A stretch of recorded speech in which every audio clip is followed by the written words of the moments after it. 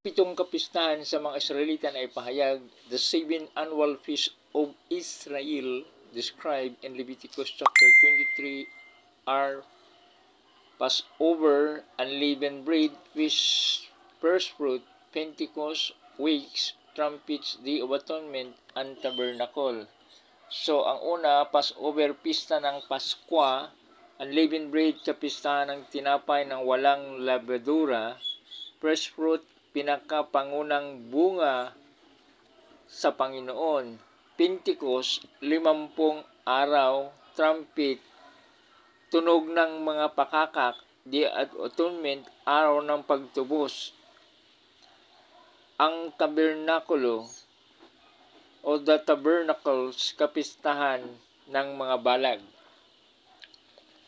Itong mga lista na mga pitong nakatala, ang una ay Passover or Pisak, commemorates God's deliverance of Israel from slavery in Egypt.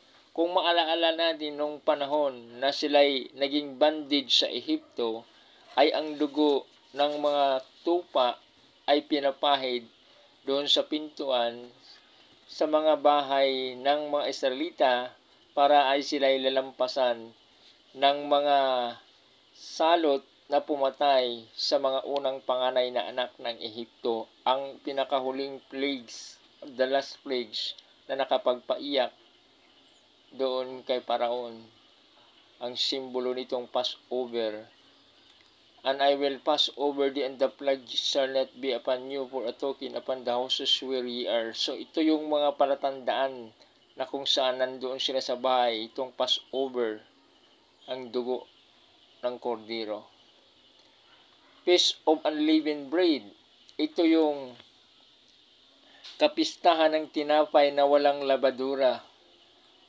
Ang simbolo naman ito ay ang paglibing kay Kristo. Ang unang Passover, ang pisak, ang dugo niya, ang offering na kung saan ang kanyang katawan, ang kordero na perfect sacrifice, a lamb, which is Christ.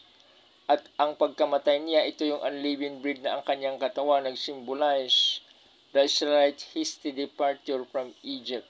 So ito yung kanyang katawan na pinakatinapay, no? Na kapistahan na kung saan ito yung paglilinis. Feast of Unleavened Bread. Ang pangatlo ay Feast of First Fruits. Ang Yom Habikurim, a celebration of early harvest in the precursor to the fall harvest. Ang unang bunga, pinakapangunang bunga sa Panginoon. So ito yung bunga na kung saan, kung siya nasa ilalim ng lupa, pumunta siya sa kainaliliman at kanyang pagkabanhaw namang muli ay siya yung tinatawag na first fruit, at mayroon pa silang mga kasamahan na kung saan the first fruit of His resurrection galing sa libingan ng mga patay. Ang ikaapat ay first Feast of Weeks, Pentecost, Shavuot, mark the end of the barley harvest, occurring 50 days after first fruit. So ito yung kapistahan na kung saan ang unang pagpanganak sa iglesia ng Diyos, tapos ng kanyang ascension o kanyang tapos ng kanyang pagkabanhaw namang muli, ay nagpakita siya sa mga apostolis, at ganun din naman noong panahon na sinasabi niya, tarry ye in the city of Jerusalem until ye be endued with power from on high, na humingi siya ng Espiritu sa Ama, na kung saan itong Espiritu ay siyang nagbautismo sa unang iglesia na sa kanilang karami, 120 o mga ilang libo na nabautismuhan o ilang libo ang na-convert nung panahon noon, ang pagkakaroon ng the birth of the church, na pati ang mga apostolis ay nagsalita ng iba-ibang mga wika nung panahon sila nagkatipon this 50 days, which is the day of Pentecost. ang pista ng trumpita or the Feast of Trumpet, tunog ng mga pakakak. So ito'y mahalaga, ang tunog ng mga pakakak na kung saan yung Torah, a call to worship and repentance. So itong call of worship and repentance, ito yung tunog, nagsimbolo ng ating Panginoon sa kanyang pagbalik at paghanda ng mga sangkatauhan, which is repentance.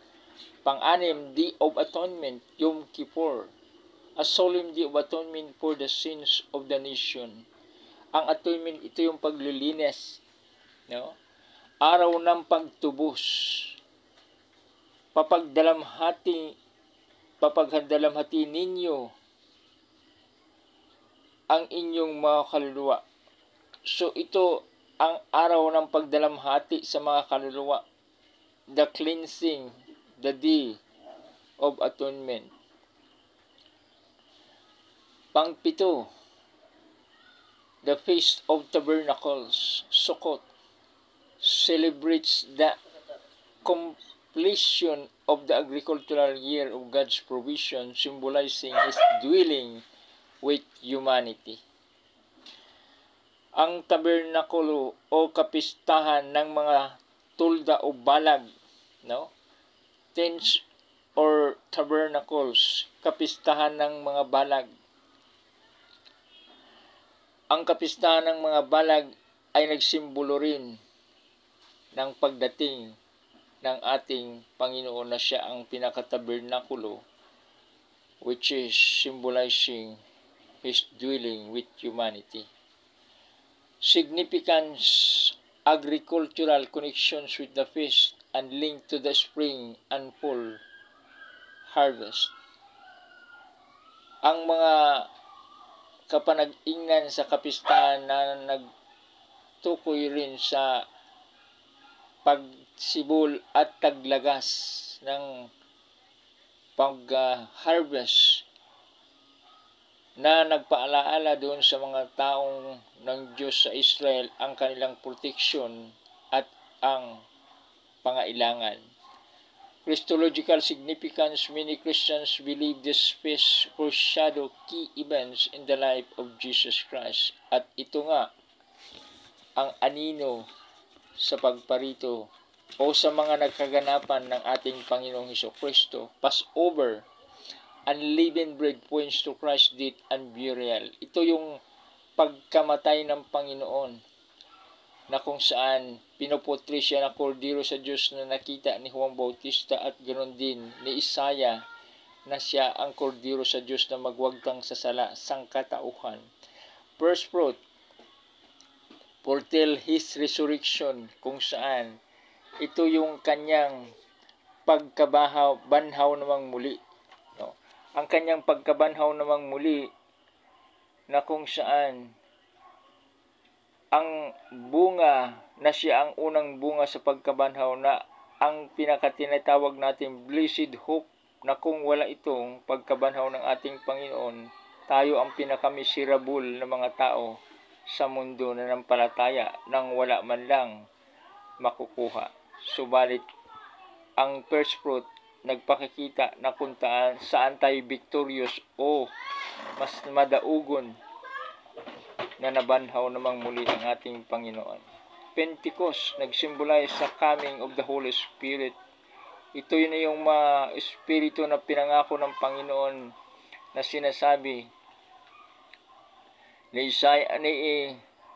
Jeremiah na I will pour out my spirit upon all flesh. And your daughters and your young men shall see vision. At ang unang simbolo doon ay ang mga apostolis ng Panginoon na pinapunta niya doon sa Jerusalem, tarry in Jerusalem until you be endued with power from on high.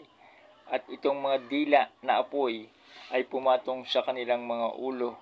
Ito yung Pentecost na kung saan after the ascension of Christ, they were baptized with the Holy Spirit.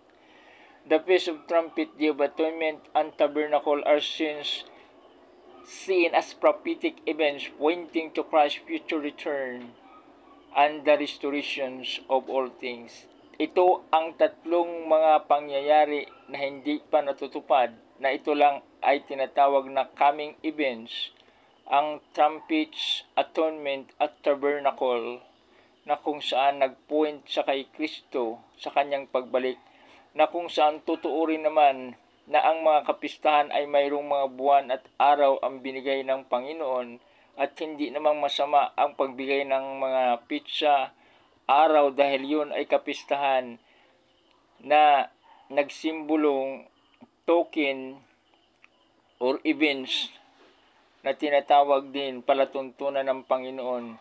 Subalit ang Panginoon mismo ay nagsabi, "No man knows the days and hour of His coming, like the twinkling of an eye, like the lightning of heavens." Ang kanyang pagparito ay wala ring nakakaalam maliban sa Ama na nasa langit.